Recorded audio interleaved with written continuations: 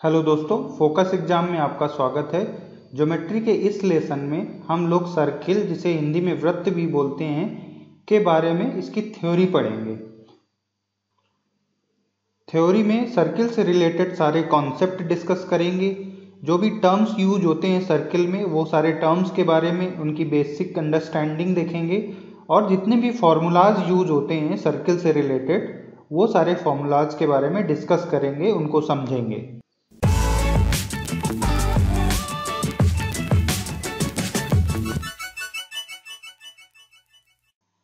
Circle, जिसे हिंदी में वृत्त भी बोलते हैं, इसके सारे कंपोनेंट्स यहाँ पे डिस्कस किए गए हैं, मेंशन्ड हैं। ठीक है, तो क्या क्या कंपोनेंट होते हैं उसके बारे में जल्दी से बात करेंगे। कि सर्किल का एक सेंटर होता है, ठीक है, यहाँ पे सेंटर जैसे होता है मिडिल में। फिर इसके बाद ये इसकी रेडियस होती है, इसको रेडियस आर से रिप्रेजेंट करते हैं। ठीक है, इसके बाद डायमीटर होता है, उसके मिड पॉइंट से सर्किल के जो दो इक्वल पार्ट में डिवाइड करता है, ऐसे इसको डायमीटर बोला जाता है। इसके बाद सर्किल की जीवा होती है, जिसको हम कॉर्ड भी बोलते हैं। ठीक है, तो ये आपकी कॉर्ड हो गई।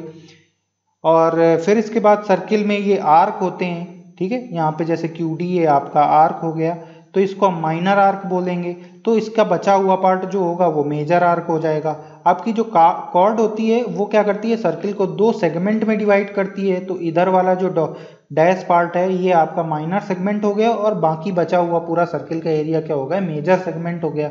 जो आपका सर्किल होता है, सर्किल का डायमीटर, वो आपके सर्किल को दो इक्वल पार्ट में डिवाइड करता है। और वो इक्वल पार्ट क्या होते हैं, सेमी सर्किल्स होते हैं। तो इस तरह से आपके दो सेमी सर्किल बन जाते हैं अगर सर्किल के डायमीटर से उसको कट किया जाए तो।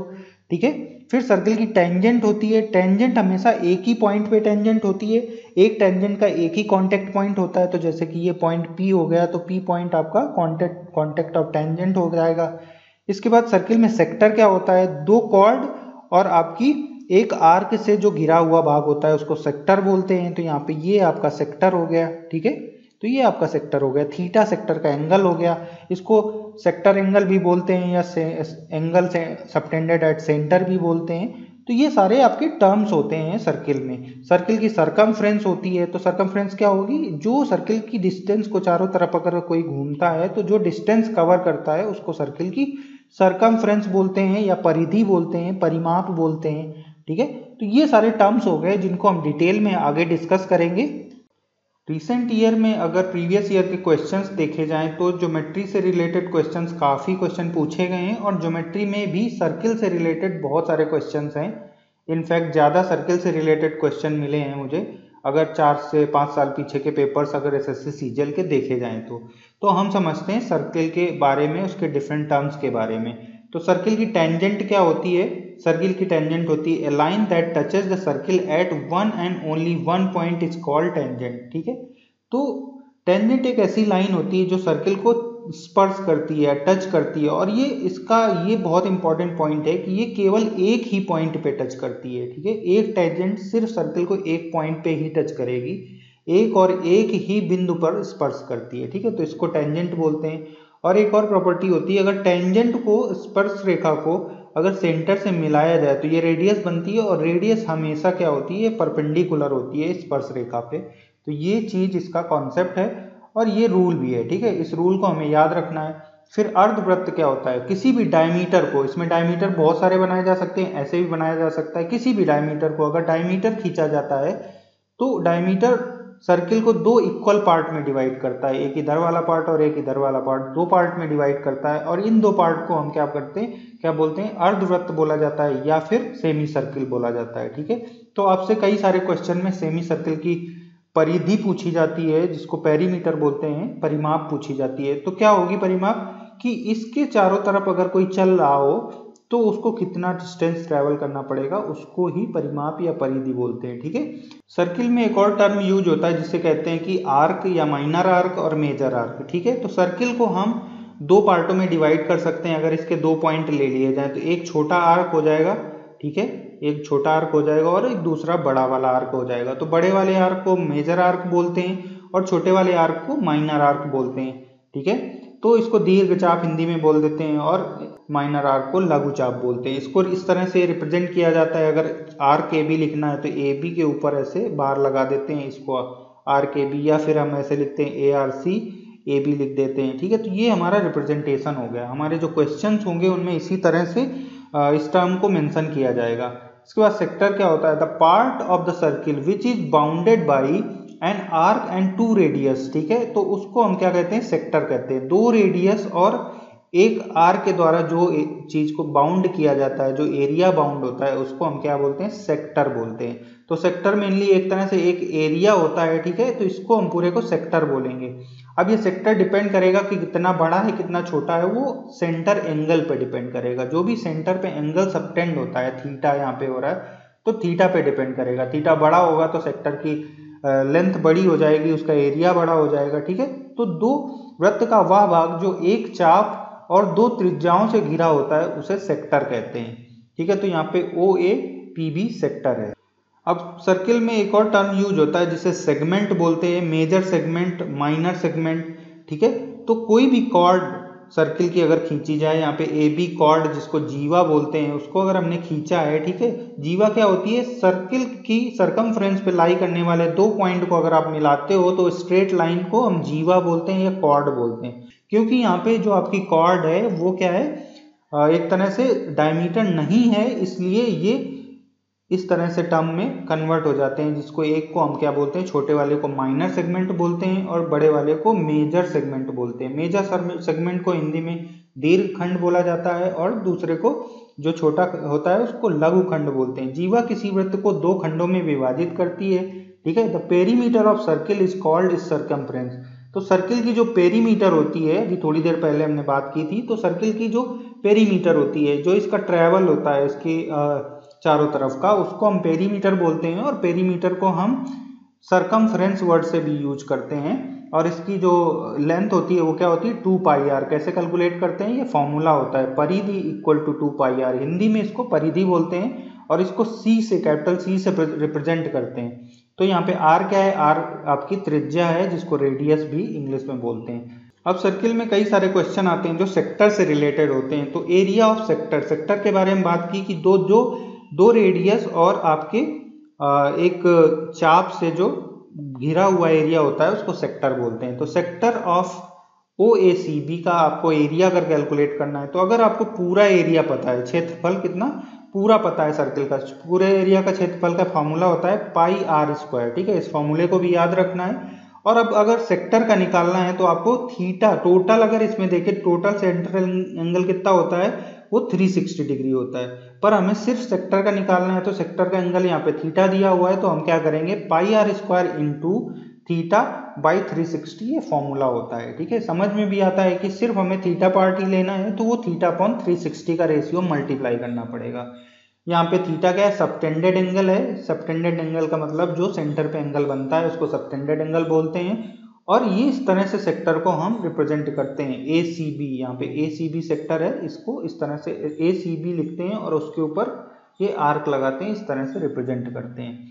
इसके बाद आते हैं कोसेंट्रिक सर्किल क्या होते हैं, ठीक है। सकेंद्रिक वृत्त हिंदी में बोलते हैं। तो 2 circle are said to be concentric if they have the same centre, ठीक है। उनका सेंटर सेम होता है, मतलब एक ही पॉइंट पे दोनों का सेंटर होगा, उसको कोसेंट्रिक सर्किल बोलते हैं। तो यहाँ पे 2 सर्किल हैं और पहले की रेडियस स्मॉल आर है और बड़े वाले की रेडियस कैपिटल आर है, ठीक है। इसी तरह से डिफरेंट रेडियसेस होती हैं और उनको कोसेंट्रिक, उनका सिर्फ और सिर्फ क्या होता है, सेंटर एक जगह पे होता है। वृत्तों का एक ही केंद्र होता है, जो सकेंद्रिक वृत्त होते हैं उनका एक ही केंद्र होता है।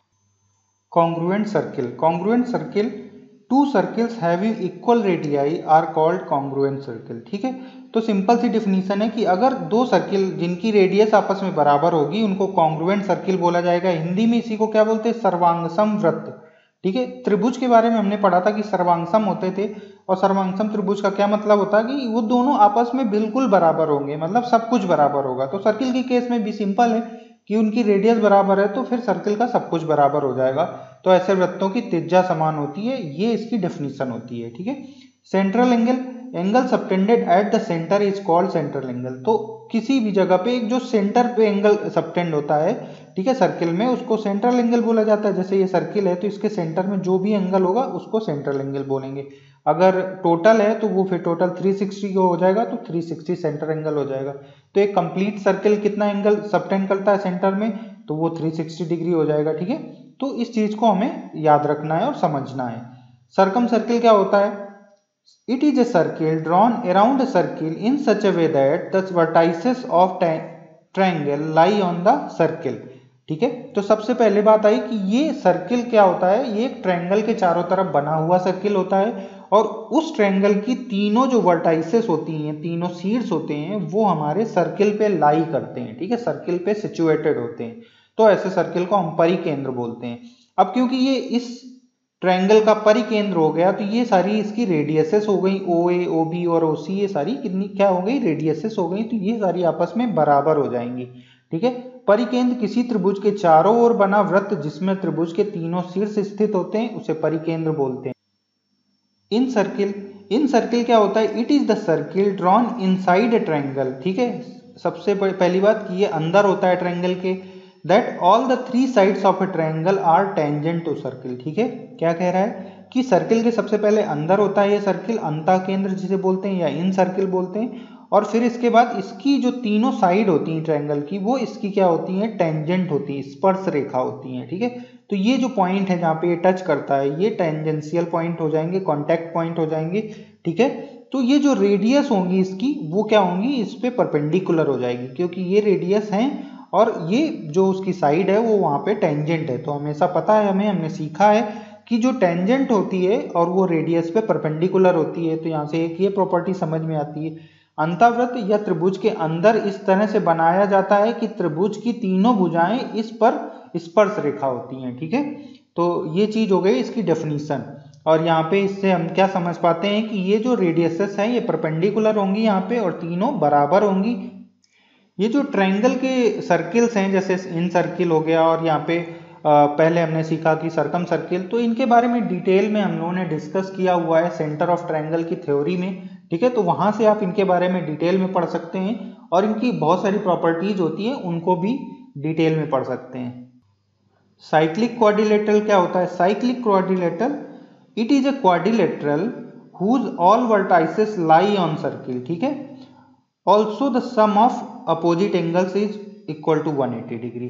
तो अभी हमने सर्किल में देखा कि तीनों वर्टाइसेस सर्किल पे लाई कर रही थी। अब हम आ जाते हैं क्वाड्रिलेटरल पे, चतुर्भुज पे। तो चतुर्भुज के चारों जो शीर्ष होते हैं वो सर्किल पे लाई करते हैं, तो उस चतुर्भुज को हम क्या बोलते हैं? साइक्लिक, जिसको चक्रीय चतुर्भुज बोला जाता है, ठीक है।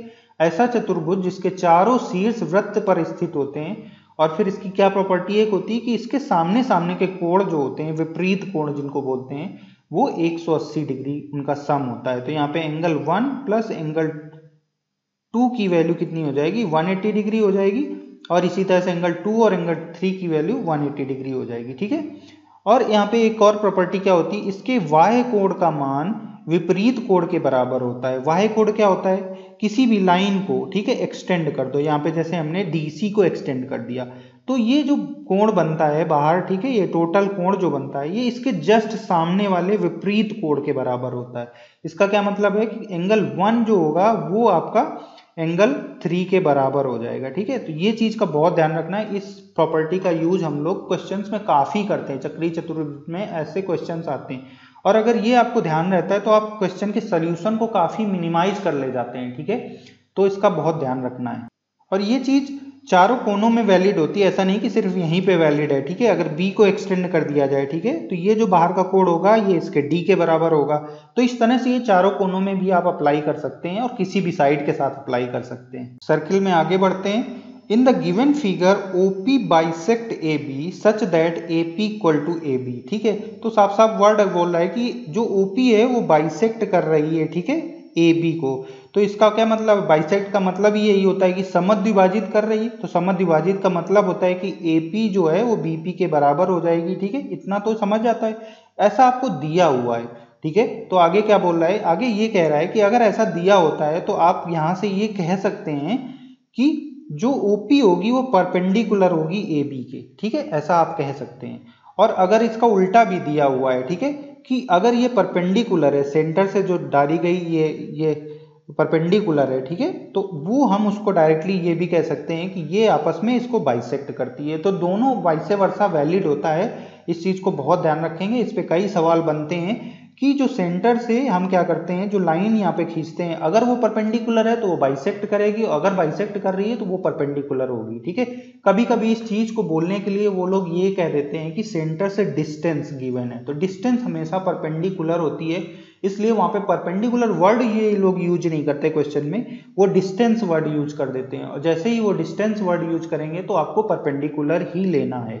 अब हम बात करते हैं स्पर्श रेखाओं की, ठीक है। तो स्पर्श रेखाओं में उभयनिष्ठ स्पर्श रेखाओं की बात करते हैं, कॉमन टेंजेंट्स की बात करते हैं, ठीक है। तो हमारे पास यहाँ पे दो सर्किल हैं जिनके सेंटर O और O डैश हैं, ठीक है, ये इनके सेंटर हैं। तो ऐसा यहाँ पे दिखाया गया फिगर में कि जब भी दो सर्किल आपस में टच नहीं करते, ठीक है, दूर दूर होते हैं, आपस में टच नहीं करते, तो उनकी कितनी उभयनिष्ठ स्पर्श रेखाएं होती हैं, यहाँ पे जितनी हैं 1 2 3 4, 4 उभयनिष्ठ स्पर्श रेखाएं होती हैं। दो वृत्त जो आपस में स्पर्श नहीं करते हैं उन पर 4 उभयनिष्ठ रेखाएं खींची जा सकती हैं या रेखाएं होती हैं। If two circles do not touch each other than 4 tangents can be drawn, ठीक है। तो ये कभी भी क्वेश्चन में आता है, ऐसा क्वेश्चन भी पूछा जा सकता है, तो आपको ये सिर्फ पता चल जाए कि वो टच नहीं कर रहे हैं तो आप उसका नंबर 4 बता सकते हैं, ठीक है। और यहाँ पे एक चीज और है, इसको इस तरह से भी देखा जाता है कि जो ओ डैश क्या है, दोनों सेंटर के बीच की दूरी है, ठीक है, ये दोनों सेंटर के बीच की दूरी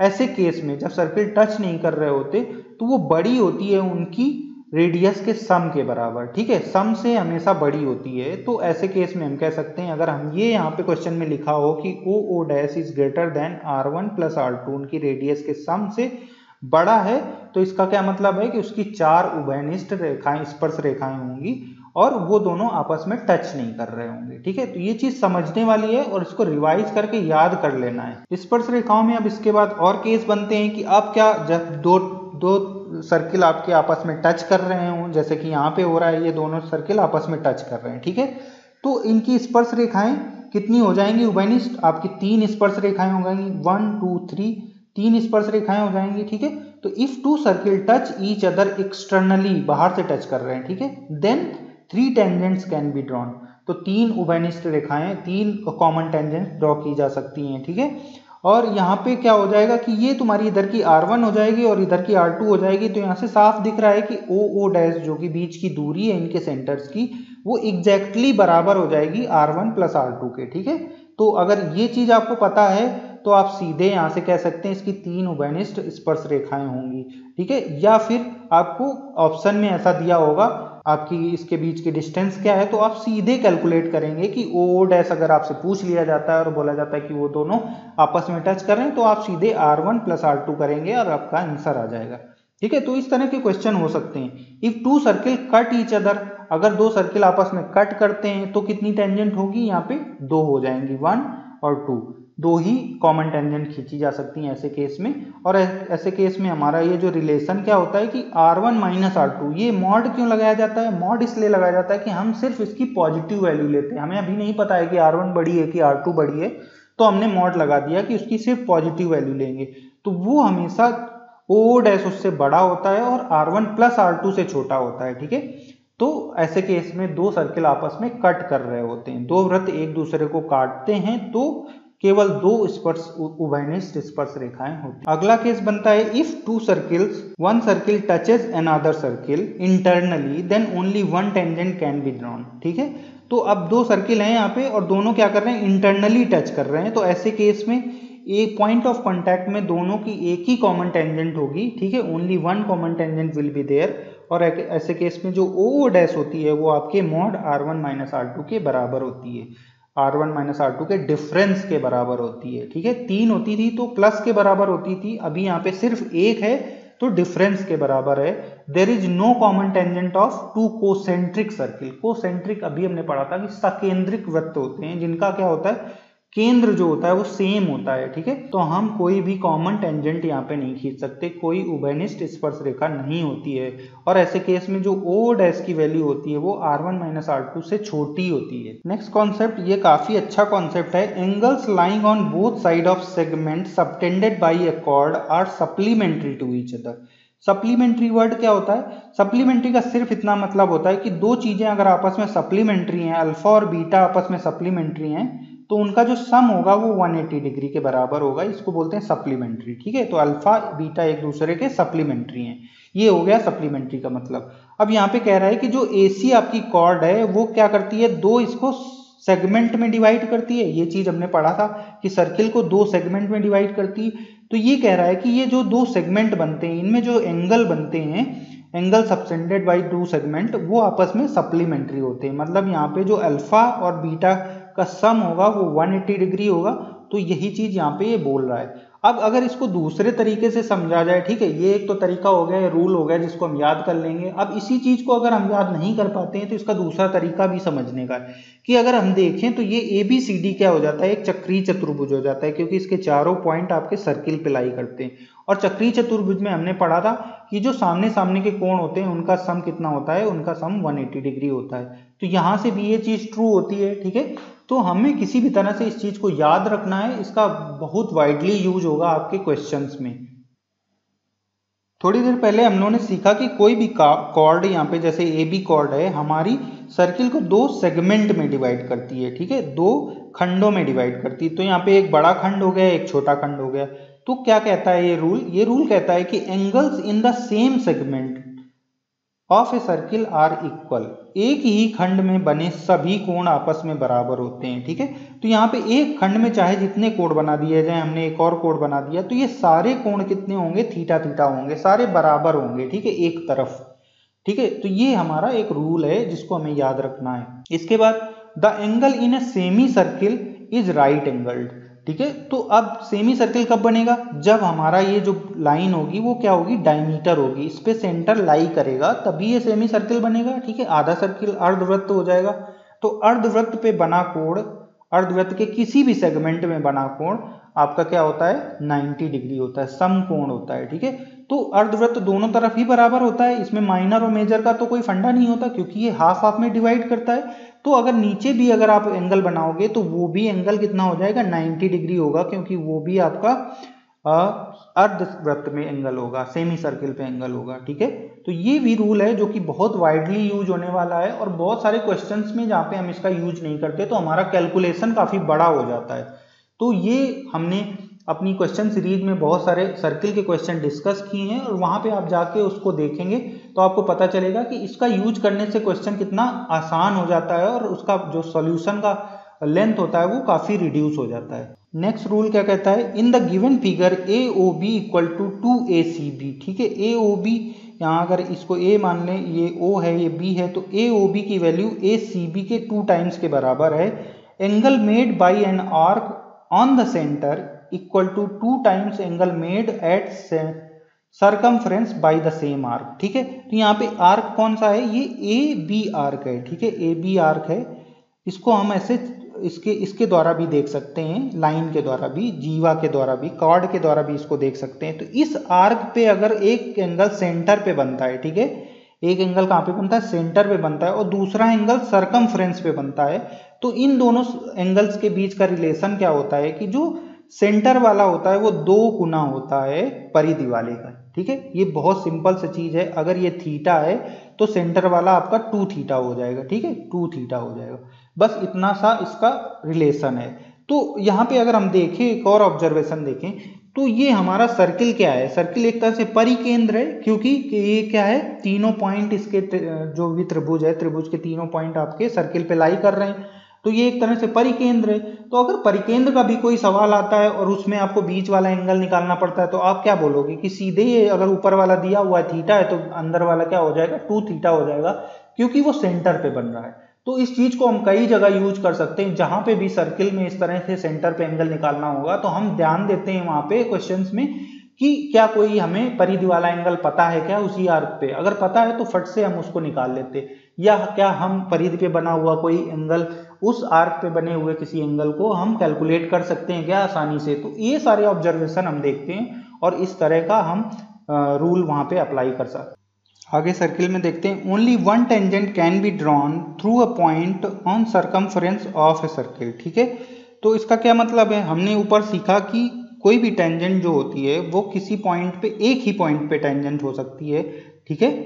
तो इसका मतलब यही है, इसी चीज को दोबारा दूसरे वर्ड्स में बोला जा रहा है कि किसी एक पॉइंट पे केवल एक ही टेंजेंट खींची जा सकती है, ठीक है। तो अगर ये टेंजेंट पॉइंट है, ठीक है, कांटेक्ट पॉइंट है और उसकी ये टेंजेंट है, तो हम ये नहीं कह सकते कि इधर ऐसे लाइन भी खींच के एक और टेंजेंट हो जाएगी इसी पॉइंट पे, बिल्कुल नहीं हो सकती है। केवल और केवल एक ही टेंजेंट हो सकती है और वो डिफाइन टेंजेंट होगी, ठीक है।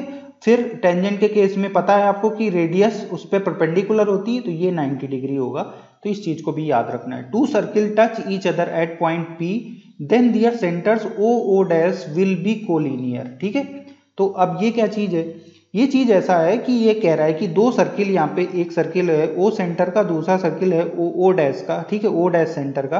तो ये कह रहा है कि अगर ये दोनों टच करते हैं तो एक कांटेक्ट पॉइंट होगा, टच करने का पॉइंट होगा जिसको कांटेक्ट पॉइंट बोलते हैं। तो ये कह रहा है कि ये तीनों पॉइंट आपस में क्या होते हैं, कोलिनियर होते हैं। कोलिनियर का मतलब ये दोनों एक स्ट्रेट लाइन पे आते हैं, और अगर स्ट्रेट लाइन पे आएंगे तो हम इस एंगल को क्या बोलेंगे, ये 180 डिग्री होगा, ठीक है। तो बस यही एक रूल है, इसको याद रखना है बिल्कुल से, कि टच करते हैं तो तीनों पॉइंट एक ही लाइन पे होते हैं। ऐसा नहीं होगा कि ये दोनों ऐसे टच कर रहे हैं, ठीक है, तो सर्किल के सेंटर यहाँ पे हो और कॉन्टैक्ट पॉइंट यहाँ पे हो, तो ऐसे हो, ये बिल्कुल भी नहीं होगा, ये बिल्कुल गलत है। ये बिल्कुल स्ट्रेट लाइन पे होंगे, कोलिनियर होते हैं। वृत्त की परिधि के एक बूंद पर केवल एक ही स्पर्श रेखा खींची जा सकती है, जिसको हिंदी में हमने बोला, ठीक है। नेक्स्ट रूल देखते हैं। According to the figure A B is a tangent, यहाँ कह रहा है कि ये एक फिगर है जिसमें ए बी थोड़ा ये अलग से बना हुआ है, ठीक है। ए बी ये टेंजेंट है यहाँ पे, और उसका पॉइंट ऑफ कॉन्टेक्ट क्या है, पी है। Then A P X equal to P Y X, ठीक है, ये वाला एंगल ए पी एक्स, ये वाला एंगल आपका किसके बराबर है, ये वाई वाले के एंगल के बराबर है, और दूसरा एंगल पी, ये जो इधर का एंगल है, ये इधर वाले एंगल के बराबर है, ठीक है। ये यहाँ पे ऐसे आपको दिया हुआ है। तो ये तो रूल हो गया कि ऐसे एंगल आपस में बराबर होते हैं। अब ये क्यों बराबर हैं, तो इसके बारे में हम बात करते हैं। Angle made by tangent is equal to angle made by XP on the alternate segment of circle. Alternate segment क्या होता है, ठीक है, इसको समझते हैं। तो अल्टरनेट सेगमेंट ये होता है कि जैसे कि ये एंगल किस पे बना है, एक कॉर्ड होती है, सेगमेंट के बारे में अभी पढ़ा कि सेगमेंट क्या होता है, जो एक कॉर्ड होती है वो सर्किल को दो सेगमेंट में डिवाइड करती है, ठीक है।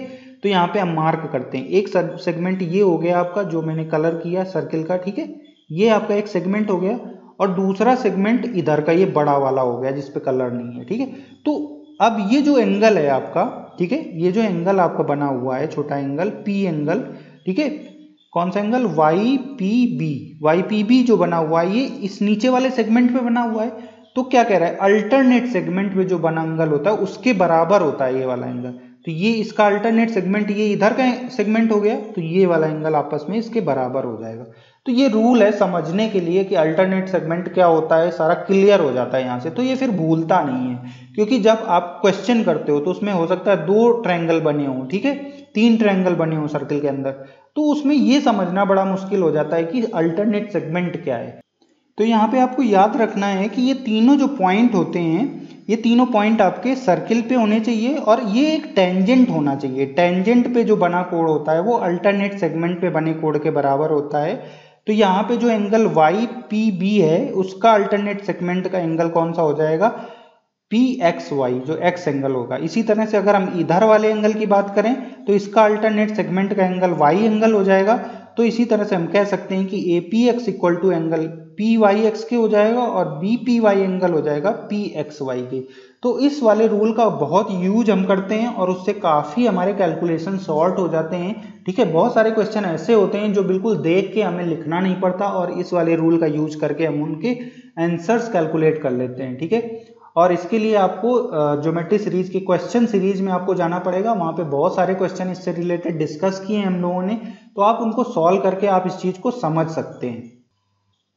मैं आशा करता हूँ कि काफ़ी चीज़ें सर्किल में आपको बेसिक्स जो हैं वो काफ़ी क्लियर हुए होंगे इस लेसन में, ठीक है।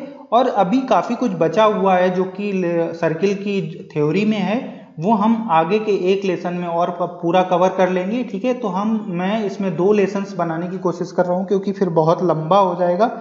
तो 2 लेसन में हम लोग सारी थ्योरी कवर कर लेंगे, और इसी तरह से हम हर एक चीज़ को, जो छोटी छोटी चीज़ें हैं उनको समझ लेंगे। समझने से क्या होता है कि हम जो क्वेश्चन जब सॉल्व करते हैं तो जो हमारा डायग्राम होता है उसको बहुत अच्छे से ऑब्जर्व कर पाते हैं, और हम ऐसे मेथड्स उसमें निकाल पाते हैं जो कि काफ़ी क्विक होते हैं, और ज्योमेट्री में अगर आपको बहुत एफिशिएंट होना है तो सिंपल तरीका उसका है कि आपको जो रूल्स हैं ज्योमेट्री के, जैसे कि ये सर्किल टॉपिक है तो सर्किल के जो रूल्स हैं वो आपके फिंगर टिप्स में होने चाहिए, आपके बेसिक्स फिंगर टिप्स में होने चाहिए। तो आगे के लेसन में हम सर्किल की थ्योरी और डिस्कस करेंगे, वो एक नेक्स्ट लेसन होगा।